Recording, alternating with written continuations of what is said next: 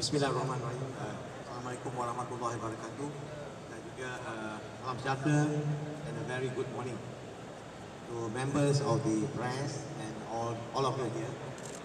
Mula sekali saya banyak terima kasih di atas kesudian dan juga semua wakil-wakil dari semua kita punya surat khabar dan juga majalah-majalah yang dapat hadir pada hari ini.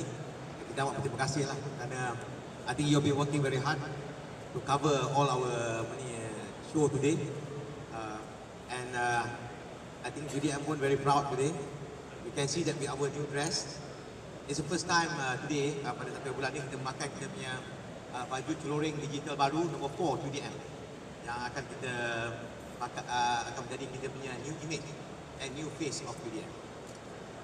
Berbalik kepada barisan sambutan hari ulang tahun JDM yang ke-8 pada hari ini, seperti yang diketahui oleh semua, ini yang ke-8 dan tema kita adalah We Are One, yang sama seperti tahun lepas. Saya dah pastikan tadi, I think Kedai Roslan dah bagikan satu salinan kita punya press release. So, cuma saya nak tekankan di sini,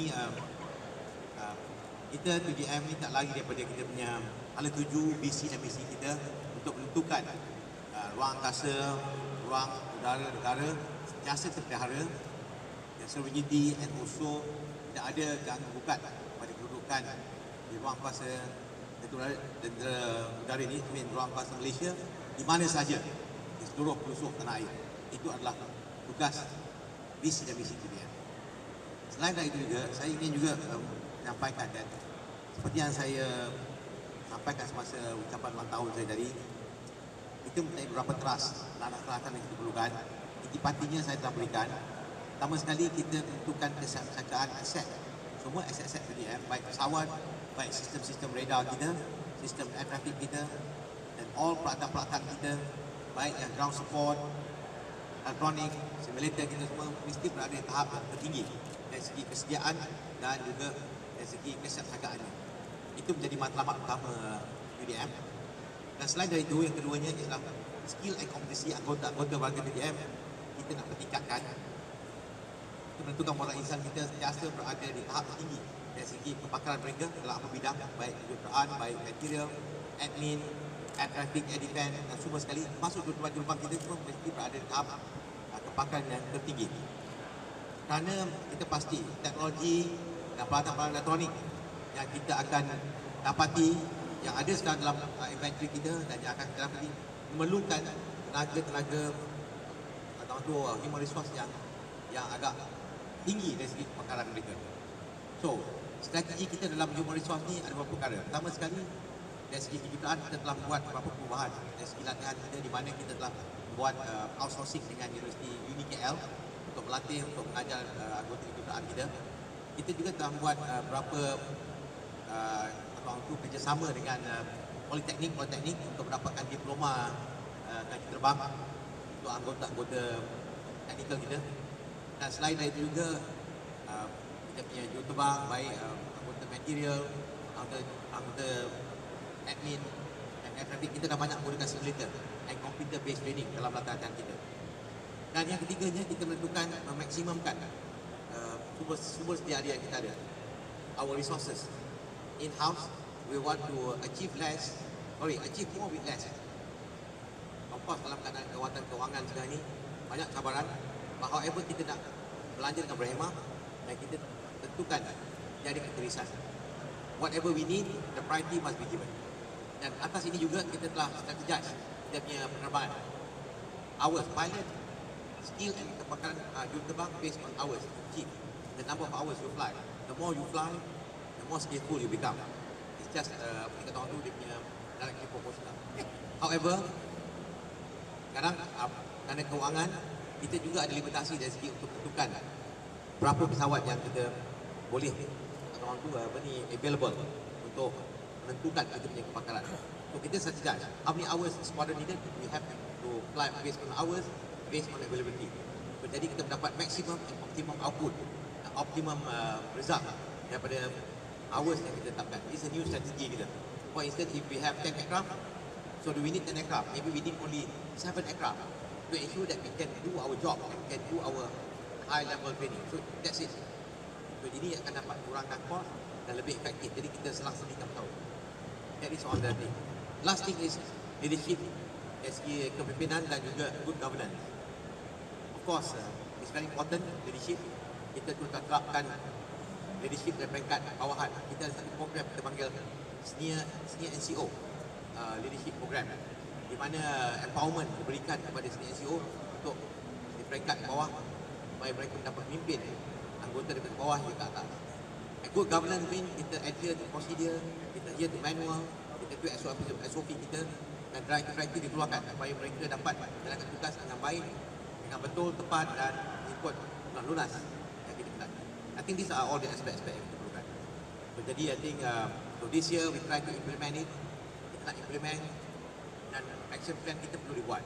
So I have all the commanders here that will ensure that the men on the ground get what we want. I mean, kita bawakan kepada mereka supaya apa yang kita perlukan. Dari segi implementasi dan pelan-pelan tindakan perlu dilancarkan.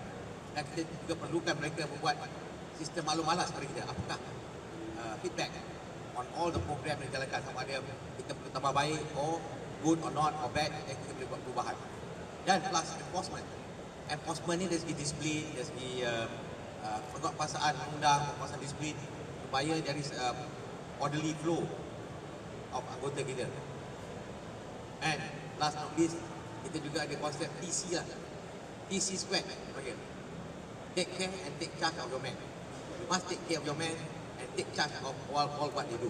In other words, dari segi kebajikan anggota, dari segi mereka equal punya equality dan keselesaan mereka, sama ada tempat kerja, di rumah, also kita nak meningkatkan. So take care, take charge of men is penting. Correct? Work is important, but your family also are important. Jadi yang kita nak balance kan. Dan tak tinggal juga kita dengan aktiviti-aktiviti bakat. Bakat ni saya tadi badan kebajikan angkatan negara, di mana kita punya wife of all the officers and men mempunyai persatuan. Dan persatuan ini tentukan supaya kita melihat dari segi kebajikan anggota kita dapat kita atau tu janakan, dapat kita perhatikan, dan dapat kita membuat program supaya dapat meningkatkan situasi anggota. Jadi I think that's some of the program. Saya rasa lepas ni saya open for you all to say. I know some questions, so maybe you can start by questioning. And saya rasa tak perlu kenalkan. Deputy Chief on my right. Then this is Ketua Staf pakai TM. Dia pakai TM tapi Air Force Man, Chief of Staff of our forces. Then we have operasi. Okay, Lieutenant Tuan Akbar, and also paling membantuan is Lieutenant Dato' Talib. And I think you know Dato' Sri Effendi and so now I'm open for questions. Go ahead. Silakan. Yes, sir. Okay, MRCA. Okay, memang masa ini masih lagi dalam peringkat evaluasi yang final lah, terakhir evaluasi. Kita dah banyak buat evaluation. Sekarang ni kita dah mengenal pasti evaluasi kita dah sampai ke peringkat akhir. Cuma sekarang ni banyak kita collect new information and new dari syarikat ni banyak berikan baru proposal yang baru dan cara mana kita nak menzahirkan MRCA. But di peringkat government, RMK11 kita telah masukkan, tapi bagaimanapun government telah kena pasti, tapi belum ada lagi allocation dari segi peruntukan. I think that's the status kita. And TDF tetap dengan kita priority untuk MRCA. Dan dalam teras yang kita discuss, seperti yang ketahui dengan Menteri Pertahanan, dalam teras siap-siap kita, MRCA salah satu daripada teras yang kita nak pertingkatkan dan kita nak ambil. Tapi mungkin itu dalam tier yang kedua. Okey. Teruskan. Nasri, calon MRCA tu? Calon MRCA. Saya rasa calon MRCA ni kita dah beritahu lagi lepas. Yang final. Final sama juga. Dia tidak ada banyak buat same thing yang kita maksud. So if I want to say to you is according to sequence lah. Okay, the Typhoon, the Rafael, the F-18, the Gripen masih lagi dalam kita punya perhatian dan dalam perhatian kita. kita tak akan datang. Saya ada dua soalan nanti. Soalan pertama, Ya. kalau kita tengok dalam pergi konsep Air Force Next Gen yang pernah diketuakan dulu, kita ada menyebut tentang air dominant. Air dominant konsep air dominant. Di mana antaranya adalah fighters, maritime patrol aircraft and so on and so forth. Tapi dengan kekangan ekonomi yang ada sekarang, macam mana Air Force nak achieve ni air dominance ni dalam Air Force Next Gen konteks dalam kekangan ekonomi. Dan soalan kedua saya, apakah status pesawat peguam MiG sekarang? Okey, this air dominant ya, itu memanglah kita punya keras, ya, kita punya aspirasi QDM must be dominant, air power dominant. Yes, apa yang dicakapkan itu memang betul. Tetapi perancangan ini bukan perancangan yang kata dalam jangka pendek. Yang kita perlu buat ni jangka panjang. So pesawat yang kita nak beli ni, kita first of all we look at what we have. Apa yang kita ada sekarang ni dengan pesawat yang kita ada, kita dapat menjanakan beberapa aktiviti. Tapi of course kita dapat air dominant. Tetapi dalam konsep air dominant ni, kita tak boleh kadang-kadang dalam seperti Malaysia negara kecil, beberapa konsep kita. Is it air supremacy? Is it air security or favorable air situation dalam konsep ni? Tapi tidak ada negara dalam dunia pun yang boleh dapat selain Amerika lah, yang katakan yang air supremacy. But dari segi QDM, apa yang kita perlukan is kita memerlukan favorable air situation. When we want it, we have it. Right. Tapi dalam konteks yang apa yang pesawat kita ada sekarang ni, kita mempunyai orang tu capability, tapi terhad. Kita punya capability tapi terhad. But in order for that, we have to increase and to get more capability. But capability kita nakkan masa ini adalah jangka panjang. So kita akan naik step by step. Yang kita perlukan ialah MRCA, kita punya MPA dan juga kita punya ground radar, air defense radar. Ini adalah keras pertama untuk jaga dominant of air power. But this is step by step. Rancangannya, yes, kita tak perlukan wang, tetapi kita juga kena inovatif. Inovatif ni banyak syarikat dunia sekarang ni memberikan beberapa insentif macam mana nak overcome the financial record, innovative financing they call it. Dan kadang bayaran yang deferred payment, all this kata orang tu the new way of operating. So we will see how it goes. But UDM akan lari daripada kumpulan-kumpulan. Yang soalan kedua tadi is pasal apa, MiG-29. Yes, MiG-29 ni is coming to dia punya end of life, okay? Coming to. And kita akan slowly easing the aircraft, which we have done it for the last 3-4 years. Kita dah slowly kita dah taper dia punya what we call operation dia.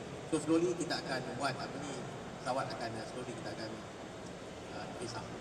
Jangkakan bila akan totally disband? Okay, I will not be able to say timeline, but we have to, because it's too premature. I have to submit this paper semua kepada final to apa ni, to the end up to the apa ni, in depth and up to high level, right? But slowly kita tengah easing up.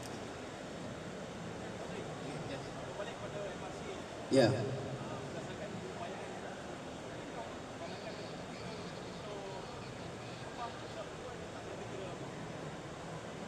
Okay, semua kita dah ambil kira. Yes, of course, tambahan untuk pesawat Sukhoi ini memang ada dalam ni. Kita akan lihat sama ada apa yang kita perlukan. Tetapi kita perlu juga lihat, we don't put our egg in one basket lah. Sometimes we need to. Tetapi saya rasa kita akan buat pilihan yang terbaik. Based on kita punya evaluation, based on keperluan kita. Kita kena diversify sikit dari santai-santai.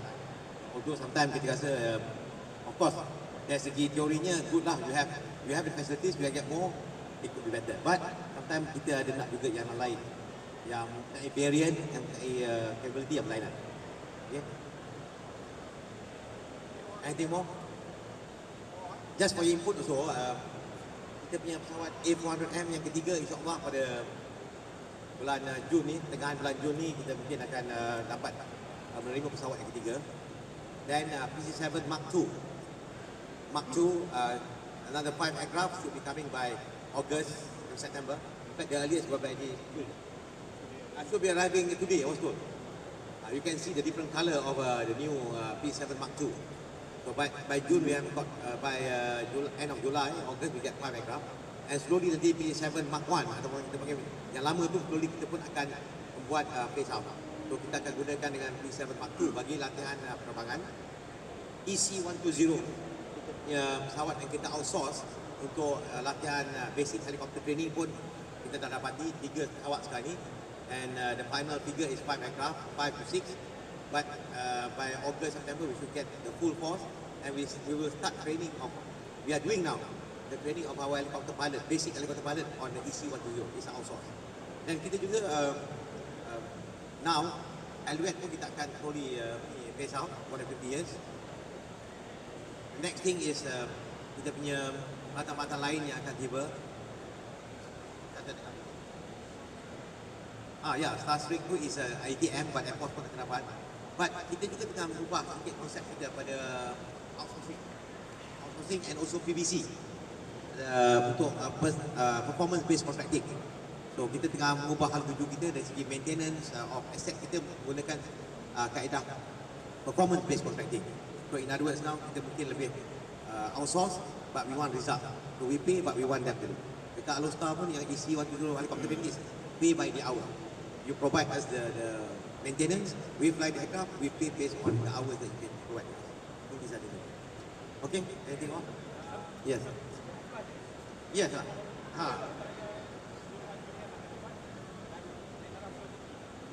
Okay, as far as this one we are bearing now, I think kita dah ada 2,000 pasang. Slowly kita akan bagi pada anggota kita.